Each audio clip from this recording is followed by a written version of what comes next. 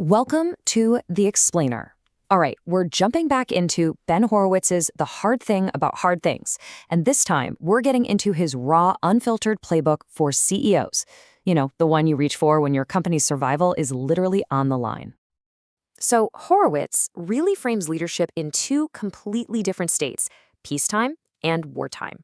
And this quote, it just nails it. This explainer, it's all about that wartime CEO's playbook. You know, the brutal, necessary calls you have to make when your company's very existence is hanging by a thread. Okay, so let's get into the first play. Okay, play number one, the right team. Your very first move in a war is, of course, assembling the right army. And for Horowitz, this meant learning a really critical and, frankly, painful lesson about hiring. So, picture this. Horowitz is desperately looking for a new head of sales. And I mean desperately. This would be his fourth one in just 3 years. He knew deep down that this hire had to be the one. Another mistake, that could literally be the end of the company. And it was that immense pressure that forced him to figure out a truly fundamental principle of wartime hiring. He ended up adopting a principle from Colin Powell, and it's a game changer. Hire for overwhelming strength, not for a lack of weakness. And you can see the difference right here. Look, peacetime hiring, that's all about playing it safe, avoiding flaws, finding someone who checks all the boxes. But in wartime, you're not looking for average, no way. You're looking for a specific kind of genius, someone who can single-handedly turn the tide of the war. And this exact mindset is what led him to this super unconventional candidate, a guy named Mark Cranny. And let me tell you, on paper and in person, Cranny seemed all wrong. I mean, look at this. He went to a totally unknown school, didn't look or sound the part, and he made people, including the board, just uncomfortable. And that negative reference check, it's legendary. If you don't bring me $500,000 a quarter, I'm putting a bullet in your head. The entire board voted no, flat out. But see, this is the perfect example of that tension, right? What looked like a disqualifying weakness was actually the very strength Horowitz was desperate for. And this quote right here, this was Horowitz's winning argument to his co-founder, Mark Andreessen. He basically said, look, Kremny's weaknesses are the only reason a sales genius like him is even available to our little struggling company. So here's the crucial takeaway. In wartime, you don't hire the general who looks best in the uniform. You hire the one who can actually win the damn war. All right, so you've got your wartime general, but that's only half the battle, right? Now you have to build a fortress that they're actually willing to defend. This next play is all about creating a workplace that keeps your best people fighting for you, even when it feels like the walls are crumbling down.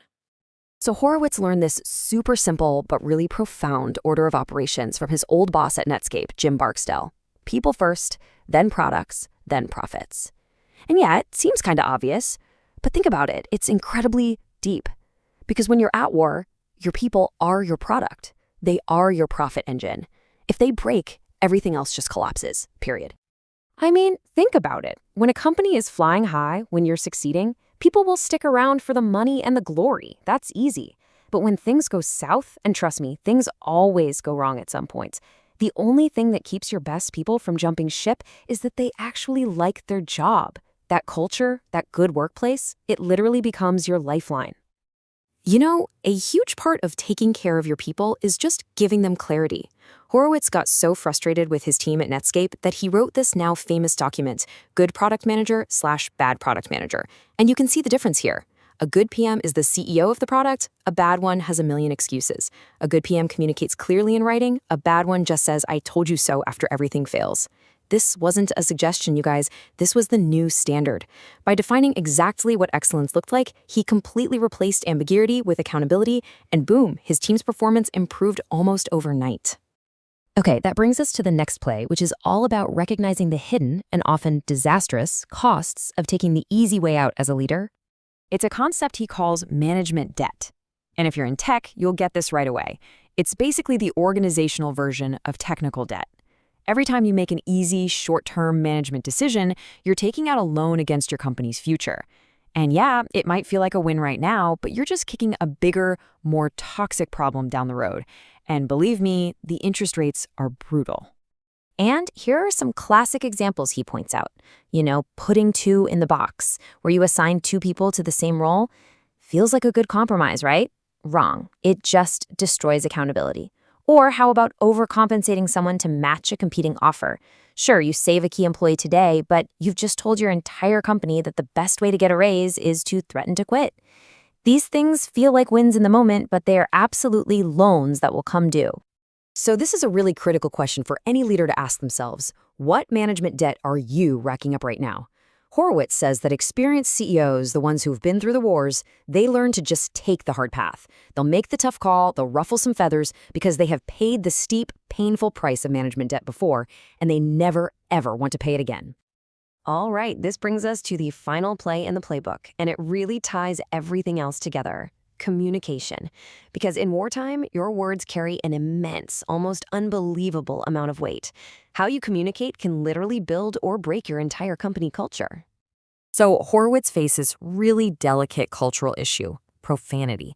People were complaining the culture was too profane. And get this, he was the main offender. But he also believed that banning it completely would make the company feel stuffy and would actually hurt their ability to attract top-tier talent. So he couldn't just say, hey, curse words are okay. He had to explain the nuance. And the way he did it was with this unforgettable and kind of hilarious analogy. He used it to explain the massive difference between using profanity for emphasis versus using it for harassment. This quote, it's brilliant. It perfectly illustrates his point. It's not about the words themselves. It's about the context and the intent. And that's the core insight here. A leader's job isn't to create some long list of banned words. Their job is to make the distinction, the absolutely critical distinction, between what's acceptable and what's harassment, crystal clear for everyone. So look, Horowitz's playbook isn't some list of easy answers. It's not a checklist. It's a survival guide for the brutal, messy reality of building something from absolutely nothing. It's about hiring for that one specific genius, not the safe choice. It's about building a place people actually want to stay, even when things are tough. It's about refusing to take the easy path and rack up management debt. And it's about communicating with absolute crystal clarity. So the real question it leaves you with is, are you taking the easy road? Or are you willing to make the hard calls? What's the hard thing you need to tackle next?